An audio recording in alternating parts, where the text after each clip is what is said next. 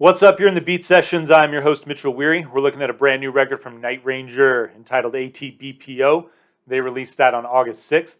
This is their 13th studio album. It follows up 2017's Don't Let Up, and the band played on. I am so excited to talk about Night Ranger, mostly because they're a band that I have not listened to really at all in my lifetime. I will admit it right now on the channel that I didn't even realize that they were still together. And I'd be willing to bet that most music fans would probably have guessed that Night Ranger wasn't still together. So kudos to them for continuing to pump out music. If you are a fan of this band, your loyalty has paid off immensely, especially in the last decade. 4 records since 2011, pretty much all very well received or, receiving critical praise. This band, there are two things that I want to say about these guys in leading into this record review. The first is that I think oftentimes in popular music, bands get misrepresented by a song, in this particular scenario, Sister Christian, that is not really a representation of their body of work in any way, shape, or form. Yes, there's balladry on this album. Yes, there's that element of arena rock.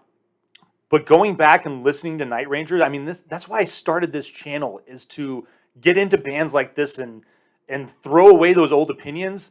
And Night Ranger is dope, and they rock hard. There's this great metal influence throughout their music. I listen to these guys, and I hear Motley Crue, Ronnie James Dio, Iron Maiden, ZZ Top, Skid Row, Ozzy Osbourne, like all these different elements in their music. And they just are they're just so much fun to listen to. And that's the other thing. The second point that I want to make is that this band, and a lot of bands like them, I just, think of your favorite spot, your favorite getaway, where you go there and, it could be a spot in nature with a great view, it could be your favorite bar, whatever it might be. The point of returning there is that level of comfort. And there might be little changes, spot may have grown in certain ways, but there's still, again, that same level of comfort that resides there. And that's what I love about a band like Night Ranger and what they do. They are not doing anything crazy. They just stay within their wheelhouse and continue to make very consistently good hard rock music. Very impressed by these guys.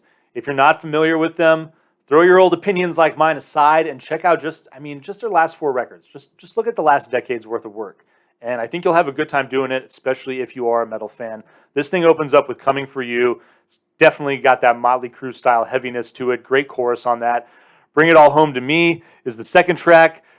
Breaks into a Breakout, the third track. Those are pretty much like the 2 star tracks, if you will, according to Apple anyway. I really like Breakout because it's got those kind of like Dio sounding metal riffs, kind of that Iron Maiden vibe to it.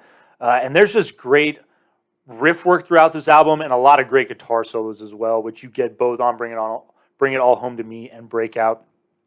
Moves into Hard to Make It Easy, Roadhouse Rockfield's got this like great piano element to it. So it's what I like about Night Ranger is that they start playing around with that rock and roll sound and incorporating some of these, different elements that, are not, it's nothing crazy. It's nothing that is unfamiliar territory as far as rock and roll is concerned, but it's just a great way to kind of give each song its own little character, mix up the feel of the record and the energy that goes along with it. And they do a really good job of that.